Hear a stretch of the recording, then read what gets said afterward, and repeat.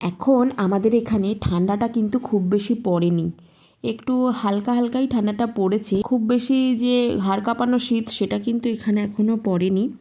তো এই ঠান্ডার দিনে যদি সন্ধেবেলাতে একটু তেলে ভাজা কিছু পাওয়া যায় তাহলে কিন্তু সন্ধেবেলাটা জমেই যায়। তো তার জন্য প্রথমেই বেসনটাকে গুলে নিয়েছিলাম। বেসনের মধ্যে নুন, হলুদ, একটু লাল লঙ্কার গুঁড়ো দিয়ে একটু সামান্য জল দিয়ে গুলে নিয়েছিলাম। তারপরে 2 চামচের মতন একটু চালের গুঁড়ো অ্যাড করেছি আর একটু খাবার সোডা। চালের গুঁড়োটা দেওয়ার কারণে বেগনিগুলো কিন্তু একটু মুচমুচেই তৈরি হবে।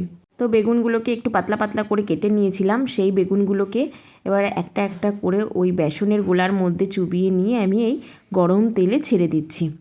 এভাবেই উল্টে পাল্টে কিন্তু আমি এই বেগনিগুলোকে ভেজে নিচ্ছি।